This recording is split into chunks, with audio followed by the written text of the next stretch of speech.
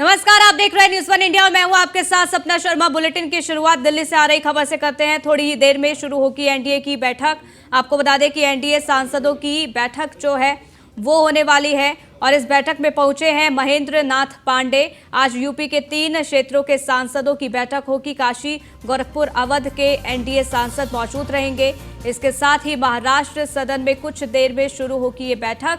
UP, Telangana, Andhra Pradesh, इसके साथ ही तमिलनाडु के सांसद इसमें मौजूद रहने वाले हैं। कर्नाटक के एनडीए सांसद बैठक में मौजूद रहेंगे। तो थोड़ी ही देर में इस बैठक की शुरुआत हो जाएगी और इस बैठक के जरिए लोकसभा चुनाव को साधने की कहीं ना कहीं कोशिश होगी, क्योंकि इसको लेकर रणनीति यहां पर बनाई जाएगी। प्रधानमंत्री नरेंद्र मोदी जीत का मंत्र देते नजर आने वाले हैं। जमीनी फीडबैक वो लेंगे। थोड़ी ही देर में इस बैठक की शुरुआत हो जाएगी और आपको बता दें कि कर्नाटक के एनडीए सांसद इस बैठक में मौजूद रहने वाले हैं। तेलंगाना, आंध्र, तमिलनाडु के सांसद मौजूद रहने वाले हैं। महाराष्ट्र सदन में कुछ ही देर बाद इस बैठक की शुरुआत हो जाएगी। वहीं काशी, गोरखपुर, अवध के एनडीए सांसद भी मौजूद रहने वाले हैं। हालांकि इस बैठक से क्या कुछ निकलकर सामने आएगा देखना होगा, क्योंकि लोकसभा चुनाव को लेकर इसमें चर्चा की जाएगी, मंथन किया जाएगा आगे किस तरीके से चला जाए। लेकिन सबसे जरूरी चीज जमीनी जो फीडबैक है उसको प्रधानमंत्री नरेंद्र मोदी लेते नजर आने वाले हैं, क्योंकि ये बेहद अपने आप में खास रहने वाला है। लोगों की क्या कुछ राय है, इसको देखते हुए आगे की रणनीति यहां पर प्रधानमंत्री नरेंद्र मोदी बनाते नजर आएंगे।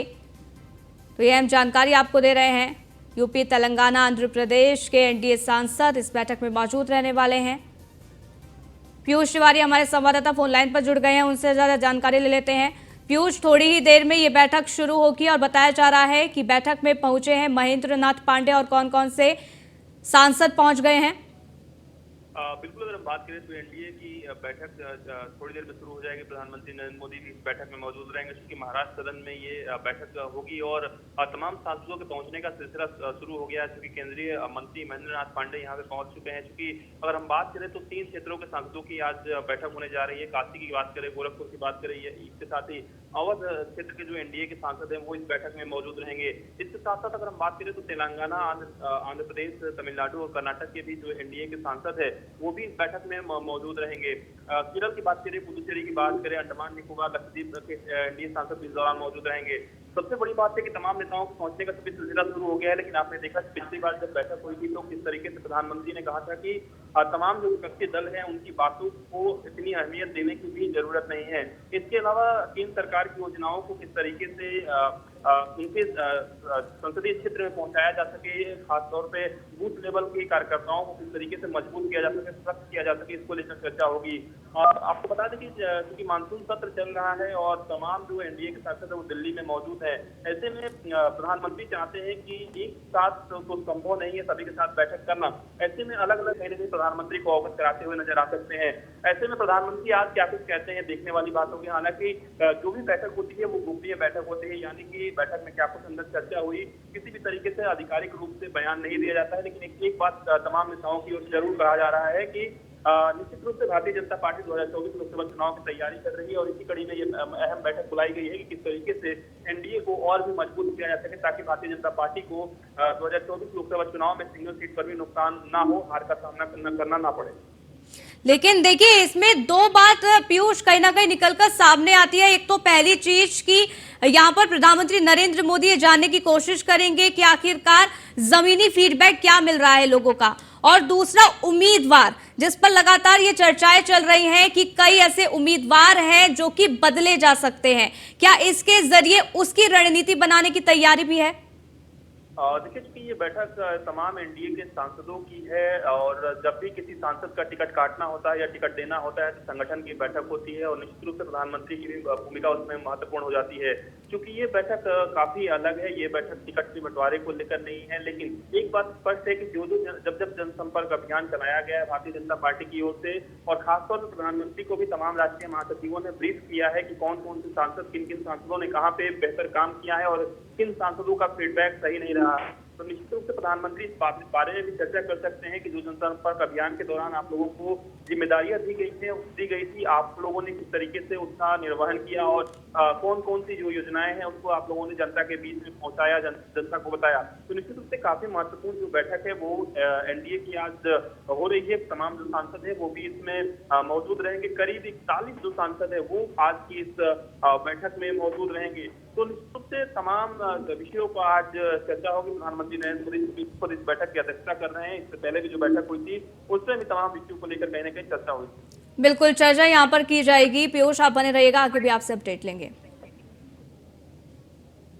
आगे बढ़ते हैं। रक्षाबंधन को लेकर बीजेपी का खास प्लान तैयार है। पीएम मोदी ने एनडीए सांसदों को निर्देश दे दिया है, मुस्लिम महिलाओं के साथ रक्षाबंधन मनाए सांसद। ये प्रधानमंत्री नरेंद्र मोदी ने निर्देश दिया है। एनडीए के सांसद मुस्लिम बहनों के साथ रक्षाबंधन मनाएं, ये पीएम मोदी का जो निर्देश है वो सामने आया है। तो यहां पर कहीं ना कहीं साधने की कोशिश मुस्लिम समाज को की जा रही है। पीयूष तिवारी लगातार हमारे साथ बने हुए हैं। पीयूष, यहां पर जहां एक और विपक्ष लगातार इस तरीके के आरोप लगा रहा है कि बीजेपी हिंदू मुस्लिम को अलग करने की कोशिश कर रही है, दंगे फसाद इसी वजह से ही हो रहे हैं, ये तमाम तरीके के आरोप जो हैं वो विपक्ष के द्वारा लगाए जा रहे हैं। लेकिन इसके बीच में प्रधानमंत्री नरेंद्र मोदी का इस तरीके का निर्देश देना कि मुस्लिम महिलाओं से राखी बंधवाई जाए, ये इसके क्या मायने निकालें?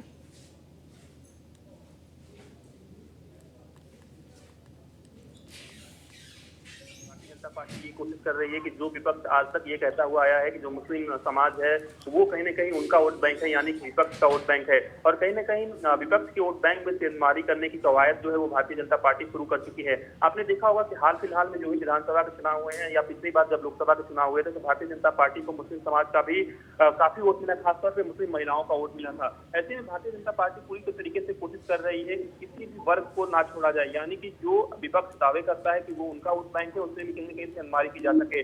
और सबसे बड़ी बात है कि आपने देखा कि केंद्र सरकार ने कई महत्वपूर्ण फैसले लिए, खासतौर से मुस्लिम समाज को लेकर और मुस्लिम महिलाओं को लेकर 3 तलाक की अगर हम बात करें उस पर पाबंदी लगाई गई। इसके साथ ही कई महत्वपूर्ण योजनाएं चलाई गई जिसका सीधा फायदा मुस्लिम महिलाओं को पहुंचता है। कई मौकों पर आपने देखा कि तमाम मुस्लिम महिलाओं ने प्रधानमंत्री नरेंद्र मोदी की और खासतौर पर उत्तर प्रदेश के मुख्यमंत्री योगी आदित्यनाथ की भी तारीफ की थी। ऐसे में कल सोमवार को अगर माफ करिएगा सोमवार को एक शाम को बैठक हुई थी एनडीए के तमाम सांसदों के साथ। सोर्सेज के हवाले से यही जानकारी मिल रही है कि प्रधानमंत्री ने तमाम एनडीए के सांसदों से कहा है कि वो मुस्लिम बहनों से राखी बनवाए, यानी कि एक खास त्योहार राखी का होता है। बिल्कुल, एक तरीके से मुस्लिम समाज को साधने की यहाँ पर कोशिश की जा रही है। पीयूष, अब देखना होगा कि क्या कुछ होता है और इस पर किस तरीके की सियासत बयानबाजी देखने को मिलती है। आप हमारे साथ बने रहिएगा, आगे भी आपसे अपडेट लेंगे। आगे बढ़ते हैं। दिल्ली शराब घोटाले मामले से जुड़ी बड़ी खबर मिल रही है। सीबीआई ने मनीष सिसोदिया की जमानत का विरोध किया।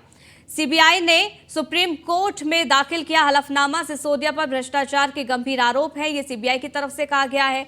सीबीआई ने सिसोदिया की जमानत का विरोध किया है। पहले ही सारे सबूत नष्ट किए जा चुके हैं, ये सीबीआई की तरफ से कहा गया है। सिसोदिया पूछताछ में सहयोग भी नहीं कर रहे हैं।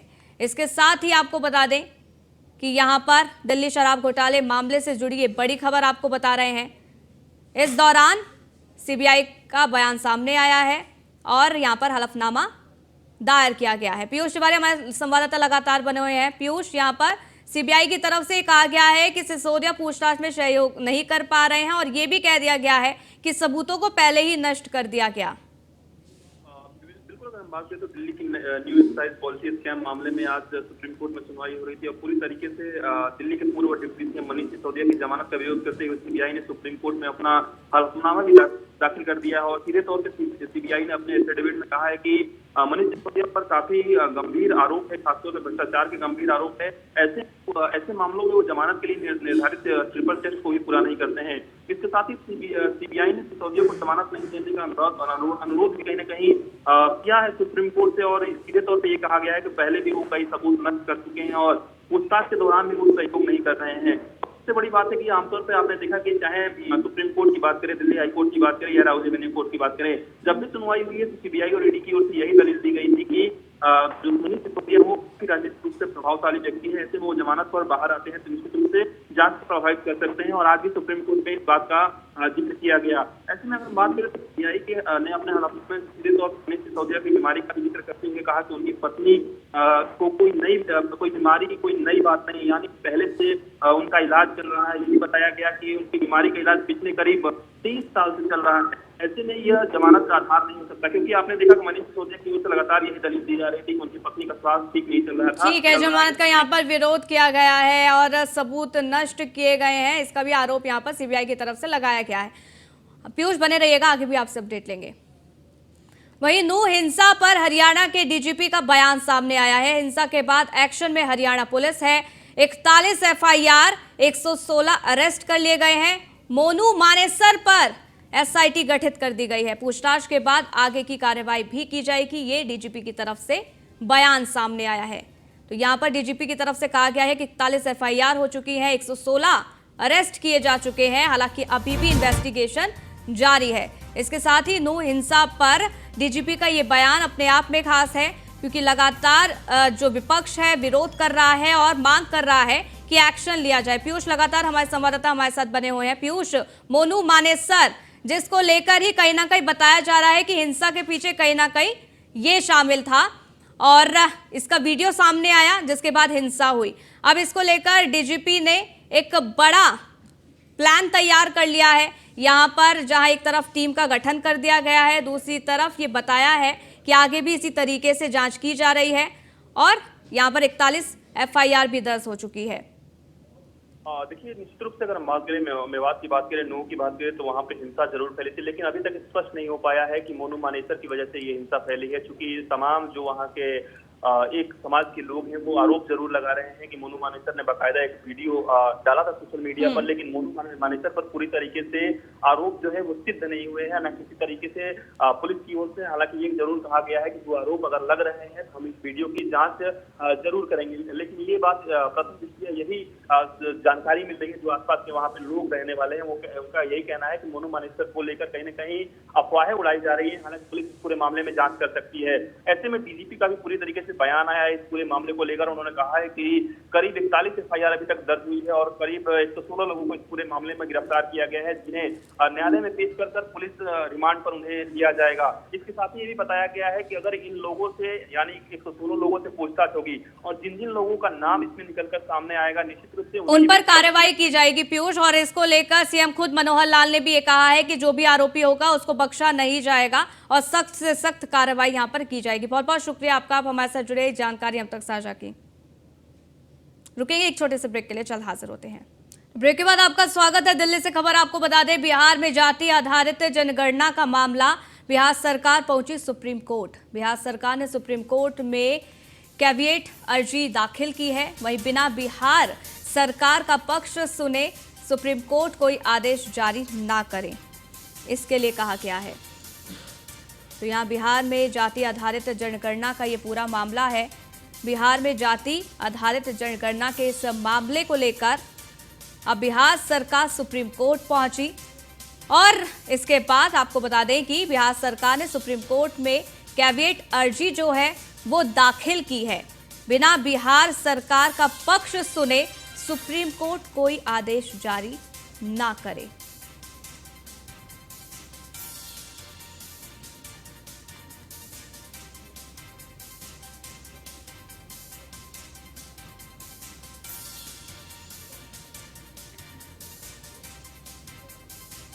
तो यहाँ पर देखिए, बिहार में जाति आधारित जनगणना का ये पूरा मामला और इस पूरे मामले को लेकर सुप्रीम कोर्ट यहाँ पर बिहार सरकार पहुंची है और इस दौरान सुप्रीम कोर्ट से ये कहा गया है कि बिना उनका पक्ष जाने फैसला ना सुनाया जाए। दिल्ली से खबर, इंडिया के नेताओं ने राष्ट्रपति से मुलाकात की है। राष्ट्रपति द्रौपदी मुर्मू से विपक्षी नेता मिले हैं। वहीं आपको बता दें कि मणिपुर के मामले को लेकर नेताओं की मुलाकात, राष्ट्रपति को मणिपुर के हालात के बारे में जानकारी दी गई है। राष्ट्रपति से मणिपुर मामले में हस्तक्षेप की मांग यहां पर विपक्षी नेताओं ने की। तो इंडिया के नेताओं ने राष्ट्रपति से मुलाकात की। इससे पहले मणिपुर 2 दिन वो रहे थे और यहाँ पर स्थिति का जायजा वो लेते नजर आए थे, साथ ही साथ वहाँ के राज्यपाल से मिले थे। अब राष्ट्रपति द्रौपदी मुर्मू से विपक्ष के ये नेता मिले हैं।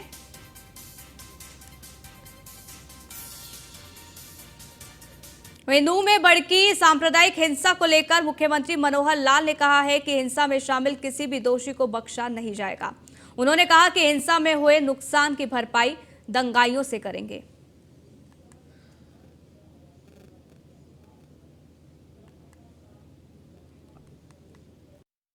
अभी तक ये क्षतिपूर्ति केवल किसानों के लिए बनाया गया था कि उनका जो किसी भी नेचुरल कैलेमिटी के कारण से जो नुकसान होता है फसल का नुकसान उसमें रजिस्टर करते थे। बाद में ध्यान में आया कि आखिर फसल के अलावा भी नगरों में कुछ व्यावसायिक प्रतिष्ठान हैं, कोई उनके औद्योगिक प्रतिष्ठान हैं, कोई मकानों में भी इस प्रकार का नुकसान होता है। तो ऐसे सब लॉस भी मूवेबल इमूवेबल सब प्रकार की जो प्रॉपर्टी है उसका लॉस भी इसमें अगर एंटर होगा तो उसका फिर असेसमेंट के भी तौर तरीके हैं। कुछ इंश्योरेंस की सर्विस उनके माध्यम से कराएंगे और कुछ असेसमेंट डीसी की कमेटीज जो हैं वो करेंगी। तो दोनों असेसमेंट के आधार के ऊपर उनको मुआवजे की कुछ राशि, उसका एक परसेंटेज वो हम कुछ। मुख्यमंत्री नीतीश कुमार आगामी लोकसभा चुनाव उत्तर प्रदेश से लड़ सकते हैं, ये जानकारी मिल रही है। वहीं बिहार सरकार के मंत्री श्रवण कुमार ने कहा है कि वे लगातार उत्तर प्रदेश के दौरे करते रहे हैं, पार्टी की मजबूती के लिए काम कर रहे हैं। पिछले दिनों उत्तर प्रदेश के फूलपुर, प्रतापगढ़ और जौनपुर के पार्टी कार्यकर्ताओं ने मुख्यमंत्री नीतीश कुमार की उम्मीदवारी की मांग की है। वहीं उन्होंने कहा है कि जो प्रदेश देश को 10 प्रधानमंत्री दिया है उस प्रदेश का हाल काफी खराब है। जेडीयू के कार्यकर्ता और वहां की जनता लगातार सरकार के खराब कामकाज को लेकर परेशान है। मार्केट में, खबर में, प्रेस और मीडिया में बातें जो चलाई जा रही है वो भ्रामक है। नीतीश कुमार जी कोई तैयारी नहीं कर रहे हैं, लेकिन उत्तर प्रदेश के जो जेडीयू के कार्यकर्ता है, वहाँ के जो लोग हैं, वहाँ की जो जनता है, वो चाहती है कि उत्तर प्रदेश से मुख्यमंत्री जी चुनाव लड़ें। इस बात सासाराम के मंडल कारा में पिछले 3 महीने से बंद भारतीय जनता पार्टी के पूर्व विधायक जवाहर प्रसाद जमानत पर जेल से बाहर निकले। उनके जेल से बाहर निकलते ही सैकड़ों की संख्या में समर्थकों ने उनका स्वागत किया है। आपको ये बता दें कि मार्च महीने में रामनवमी के जुलूस के बाद सासाराम में हुए सांप्रदायिक दंगा के मामले में 30 अप्रैल को पूर्व विधायक जवाहर प्रसाद की गिरफ्तारी हुई थी। 3 महीना 3 दिन के बाद उच्च न्यायालय से जमानत मिलने के उपरांत बीजेपी नेता जवाहर प्रसाद जेल से बाहर निकल आए हैं। उनके स्वागत के लिए बीजेपी के विधान पार्षद संतोष सिंह, प्रमोद चंद्रवंशी सहित कई नेता उपस्थित रहे। अरे देश राष्ट्र की सरकार चल रही है बिहार में, कौन नहीं जानता है कि महाभारत काहे हुआ? देश राष्ट्र के चलते महाभारत हुआ। आज बिहार में हाहाकार मचा हुआ, सारे लोग जेल में थे, कितने लोग निर्दोष हो के आ रहे हैं। अब क्या कहना है, लेकिन सबका उद्धार तृतीय पिता। महाराष्ट्र में नई शिक्षा नीति यानी नेशनल एजुकेशन पॉलिसी लागू की जाने वाली है। इसको लेकर कुछ छात्रों ने आंदोलन भी किया, लेकिन यह नई शिक्षा नीति क्या है और इसका मुख्य उद्देश्य क्या है, इन सारे सवालों का जवाब लेने के लिए हमारी संवाददाता से महाराष्ट्र एनईपी कमेटी के प्रमुख सदस्य और साथ ही मुंबई यूनिवर्सिटी के vice chancellor doctor Ravindra Kulkarni से खास बातचीत की गई है, वो आपको सुनवाते हैं। मुंबई सहित पूरे महाराष्ट्र में जो है नई शिक्षा नीति की शुरुआत इस साल से हो रही है। हाल ही में ही देखा गया है कि कुछ विद्यार्थी इस नई शिक्षा नीति को लेकर आंदोलन भी कर रहे हैं, लेकिन एग्जैक्टली ये नई शिक्षा नीति यानी न्यू एजुकेशन पॉलिसी या नेशनल एजुकेशन पॉलिसी क्या है, इसका मुख्य उद्देश्य क्या है, और ऐसे कई सारे सवालों का जवाब देने के लिए आज हमारे साथ मौजूद है मुंबई यूनिवर्सिटी के वाइस चांसलर, साथ ही साथ एनईपी महाराष्ट्र के प्रमुख सदस्य कमेटी के प्रमुख सदस्यों में से एक डॉक्टर रविंद्र कुलकर्णी जी। सबसे पहले तो आपका स्वागत है। रविंद्र जी, सबसे पहला सवाल मेरा यही है कि नेशनल एजुकेशन पॉलिसी, ये नई शिक्षा नीति है क्या? इसे किस तरीके से इम्प्लीमेंट किया जाने वाला है, उसका उद्देश्य क्या है? नेशनल एजुकेशन पॉलिसी एक कम्प्लीटली स्टूडेंट सेंट्रिक है। इसका मूल उद्देश्य यह है कि स्टूडेंट्स के लिए कंप्लीट फ्लेक्सिबिलिटी मिले। हम लोग जो करिकुलम डिस्क्राइब करते हैं उसमें हम स्टूडेंट्स को क्या लेना है ये हम लोग डिक्टेट करते, rather dictating the choice of subjects to students, rather than that we are providing a flexible curricular framework and the student will get lot of choice, जिसमें इंजीनियरिंग का स्टूडेंट अगर ह्यूमैनिटीज़ के सब्जेक्ट्स लेना चाहता था तो उसको वो चॉइस नहीं था, या एक कोई साइंसेस का स्टूडेंट है उसको इंजीनियरिंग का लेना है, या इंजीनियरिंग के स्टूडेंट्स को कॉमर्स का लेना है, कॉमर्स के स्टूडेंट्स को साइंस। तो इस बुलेटिन में फिलहाल के लिए बस इतना, रुकेंगे एक छोटे से ब्रेक के लिए। देखते रहिए न्यूज़ 1 इंडिया।